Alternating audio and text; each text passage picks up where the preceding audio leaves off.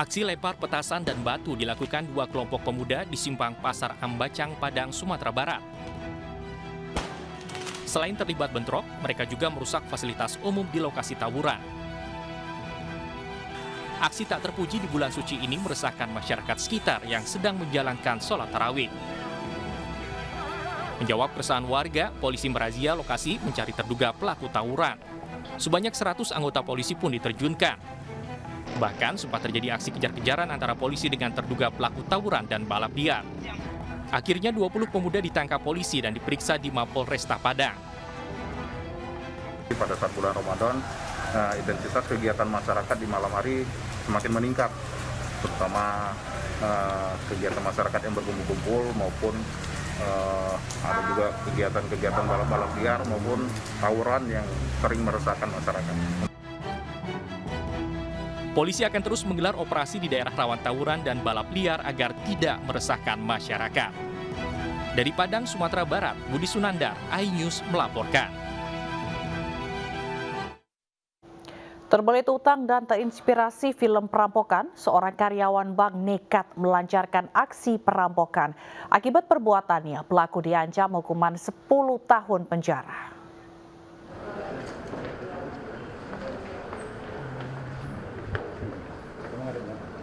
Terlilit hutang yang harus segera dibayarkan, BS nekat merampok bank di kawasan Fatmawati, Jakarta Selatan pada Selasa siang. Pria 43 tahun yang bekerja sebagai staf HRD bank swasta ini diringkus petugas keamanan Bank Pembangunan Daerah saat melancarkan aksinya. Posisinya cukup bagus sebenarnya, staf HRD, dan kalau dilihat dari penghasilan atau gajinya itu juga sudah cukup besar. Kalau nggak salah 60 juta per bulan.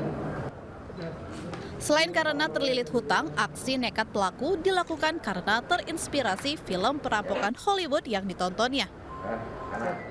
Dari tangan pelaku, polisi menyita pisau lipat, airsoft gun, alat kejut, serta petasan asap dan tali tis.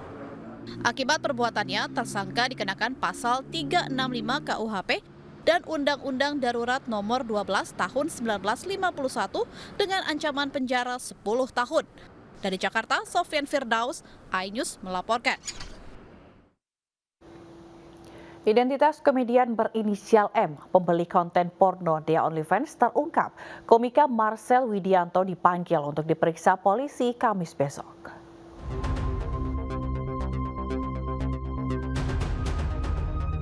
Identitas seseorang berinisial M yang disebut membeli konten porno Dea OnlyFans terkuak. Ia adalah Marcel Widianto, seorang komedian jebolan ajang pencarian bakat. Marcel sempat mengunggah story terkait kasus yang menjeratnya pada Rabu sore dalam Instagramnya. Ini berarti keberkahan dari pemberitaan hari ini. Dalam unggahan terakhirnya di feed Instagram, ia juga menyampaikan permintaan maaf dan siap diperiksa. Nama Marcel muncul dari hasil analisis polisi dari barang bukti akun Google Dea. Marcel mendapatkan konten porno Dea bukan melalui situs OnlyFans, melainkan dari akun Google Drive Dea yang berisi 76 foto dan video. Baik Marcel maupun Dea saling mengenal satu sama lain. Penyidik Subdit Siber Ditreskrimsus Polda Metro Jaya akan memeriksa Marcel pada Kamis besok sebagai saksi. Untuk komedian M, rencana kami jadwalkan pemeriksaan panggilan pada hari Kamis, tanggal 7 April pukul 10, dan yang pastinya bersangkutan kami periksa sebagai saksi. Untuk keterkaitannya, ini dikarenakan adanya penyampaian Dea dalam berita acaranya, di mana yang bersangkutan membeli video Dea, sejumlah 76 video. Pihak Marcel melalui kuasa hukumnya pun mengaku telah menerima surat panggilan dari polisi dan akan menghadiri pemeriksaan. Marcel diketahui hanya satu dari sekian banyak pembeli konten Dea yang kini sudah tersebar luas di media sosial. Dari Jakarta, Tim Liputan iNews melaporkan. Upaya penipuan dan pemalsuan dengan mencatut nama tenaga ahli KSP Ali Mokhtar Ngabalin viral di media sosial. Surat tersebut berisi permintaan bantuan dana sebesar 800 juta rupiah kepada Wali Kota Cirebon.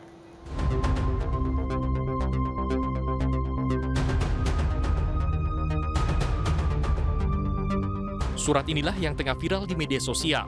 Diduga surat ini palsu dan mencatut nama tenaga ahli KSP Ali Mokhtar Ngabalin serta memuat kop kantor staf presiden. Dalam surat termuat permintaan bantuan uang sebesar 800 juta rupiah pada wali kota Cirebon untuk acara amal. Namun surat ini dipastikan palsu dan bertujuan untuk menipu. Apakah benar ini surat dari Pak Ngabalin? Ini diantaranya yang perlu saya klarifikasi, bahwa itu tidak benar tanda tangannya Pak Ngabalin, bahwa itu tidak benar menggunakan kop KSP, semuanya dipalsukan. Senada, Wali Kota Cirebon juga merasa janggal dan tidak percaya surat berasal dari KSP. Saya kira kepala daerah ini nggak bodoh-bodoh teing gitu kan, harus kemudian mempercayai hal-hal yang demikian. Nah kira-kira seperti itulah. Intinya suratnya masuk apa segala macam, tapi tadi saya kira kepala daerah ataupun siapapun ya bukan orang yang kemudian bisa dibodohin.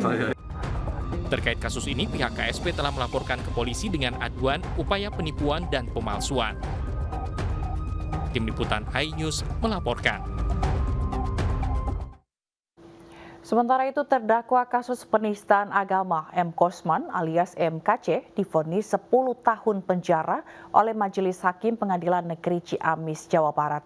Sementara itu sejumlah massa pendukung melakukan aksi di depan Pengadilan Negeri Ciamis.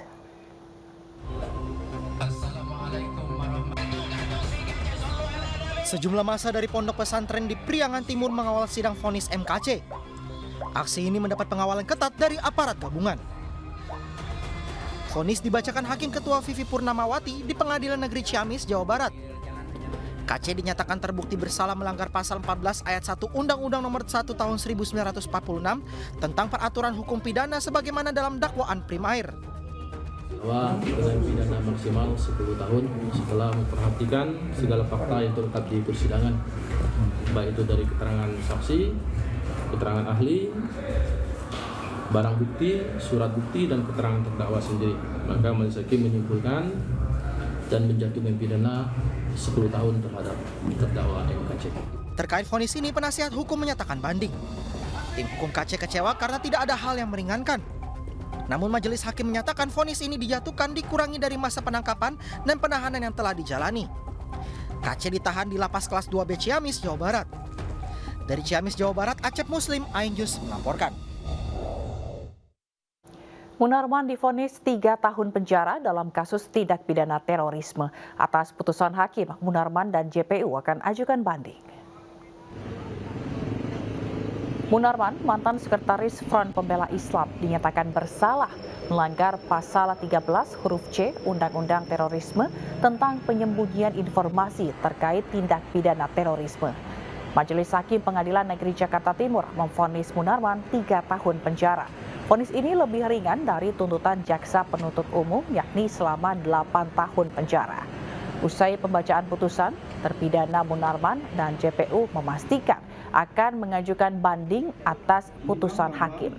Pengajuan banding selambat-lambatnya diajukan 7 hari setelah putusan dibacakan.